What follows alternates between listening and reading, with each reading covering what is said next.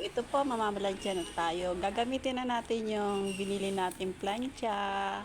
Yan, ayan na po. Parang laruan lang siya. Kailangan po kasi mag-start na ako magplancha dito sa aking gagawin na yung mga tool po at saka yung hard tool. Kailangan po muna planchahin bago natin tahiin. Ayan po. O, tingnan nyo yung plancha, o, para siyang ano. Alam nyo yun, parang laruan lang. Natuwa lang po kasi ako. Kasi ang hinahanap ko talagang plancha, yung wireless plancha. Kasi, nahirapan po ako pag may cord. Sumasabit yung tela. So, pag wireless po, kahit saan siya makarating, ano siya, nagagalaw-galaw po siya. Ayan po. Medyo naninibago po tayo kasi yun nga sabi ko sa inyo, bagong bili. Pero nung nasa ano po ako, nasa shop po ako, ganyan po yung kasi yung gamit namin. So start po tayo, tingnan natin kung okay o. Ayan, yaran. Open na po natin yan. O, ayan po. Kailangan natin po planchahin muna ang ating gagawing gown. Try it muna natin siya. O, ayan. So, ayan po yung sinasabi ko na kapag plancha po gusto ko ay siya ay ano, walang cord para hindi po siya sumasabit. Pag may cord po kasi doon na kalamitan na parang nagkakameron pati siya ng ano, ng nasisira agad yun sa may cord. O, ayan. Plancha-plancha po tayo para matapos natin itong ating project.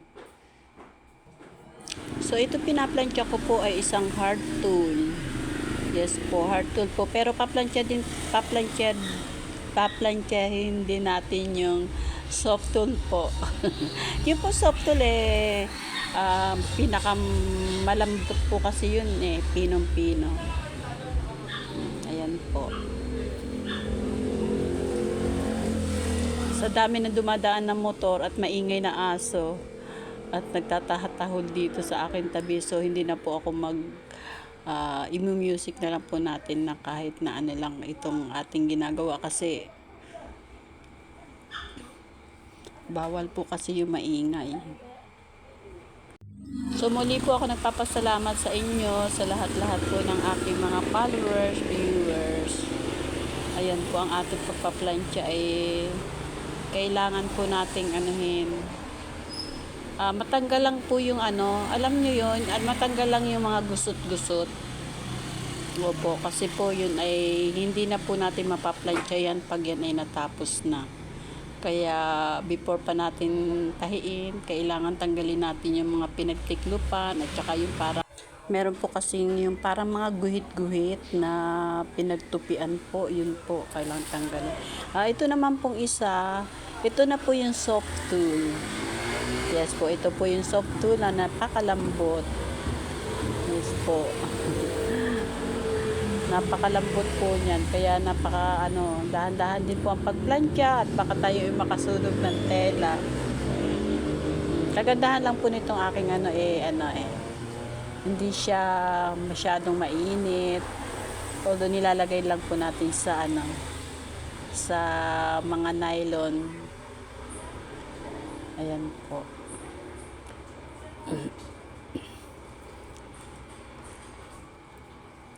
Pagkatapos po natin yan, i-basting po natin yan. Pag joint natin yung hard tool at saka yung soft tool, pagdidikitin po natin. And then, dahil po yung ating hard tool, may korte na po yun And then, dahil may korte na siya, isasalpak na lang po natin yan sa soft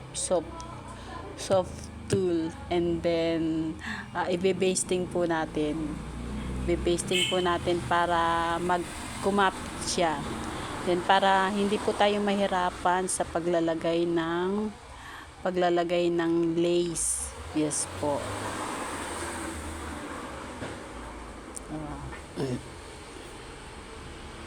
Lumilipad po siya ng hangin. Inililipad siya ng hangin. Napaka